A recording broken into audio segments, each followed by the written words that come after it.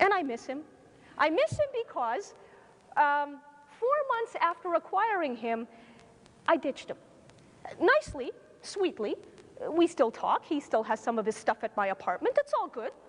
But the reason I had to let him go is that I figured if I'm going to have legitimacy, conveying to young Muslims especially that it is possible to dissent with orthodoxy and live, I can't have a big burly guy or gal looking out for me everywhere I go.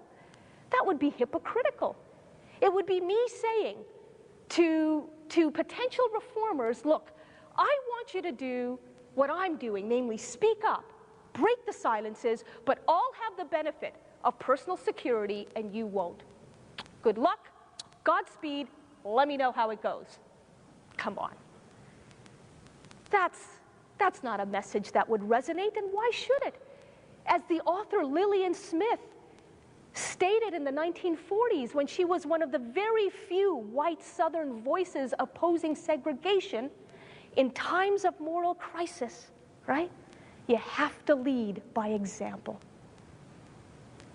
And by leading by example, I'm happy to report to you that I have been rewarded by being reminded of the power of asking questions again. This time, questions from young Muslims in the Middle East.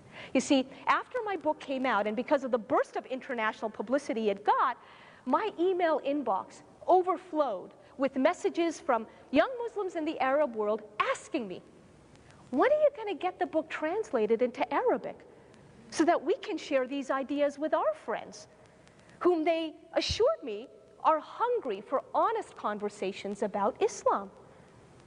And my standard, thoroughly unimaginative response to them was, come on, please, name one Arab publisher that'll have the guts to translate a book like this, let alone circulate it. And most of the kids wrote back to say, you're right. But so what? Irshad, you get the book translated into Arabic. You then post that translation on your website. And when we can download it, free of charge, as a PDF, oh look, they're young, but they weren't born yesterday, you know what I'm saying? When we can download it as a PDF, that means we can read it in privacy and therefore safety. Something we wouldn't have if we were carrying a physical copy of the book around with us. And that in turn means we will create the opportunities to share these ideas with our friends. I loved the logic. The exercise of voice in one part of the world, allowing others to find their voices in a different part of the world. So I took their advice, got the book translated, got it posted, and only 2 days after the full posting went up, I received the first of what are now countless emails, this time from a young man in Jordan, who said, now that we've got the book in a language we can read, I'm going to be starting an underground discussion club based on these ideas. And he assured me it's going to be a very popular club because I'm a very popular guy. Oh, yeah. Sure. Especially with the girls. And I wrote back to him to say, happy to be of service to your love life, my brother. Clearly, this is what the Almighty has put me on the earth to do. But you know, it's the way he ended his email that really stole my heart. He said, I want to work with you for the day when we can turn this underground discussion club into a visible, above-the-ground phenomenon. Because that's when the Osama bin Ladens of this world will know they don't represent me or my friends. And I have to ask, on behalf of everybody in this room, how representative is this kid? I got my answer about this time last year, when I was in Cairo for the first time. Trying to keep a low profile, wasn't there to give lectures, God knows. And I was amazed by how many young Muslim men, and not just women, approached me thanks to the hair, I'm sure, to say, you have our gratitude for posting your book in Arabic. I'm reading it. My friends are reading it.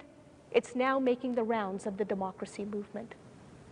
In fact, just a month ago, a writer for the New York Times Magazine emailed to say, did you know that your book in Arabic is being downloaded, printed, and passed around among young people in Syria, Lebanon, and Jordan?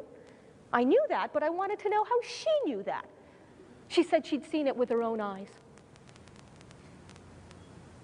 In just over a year, more than 200,000 downloads of the Arabic edition and counting.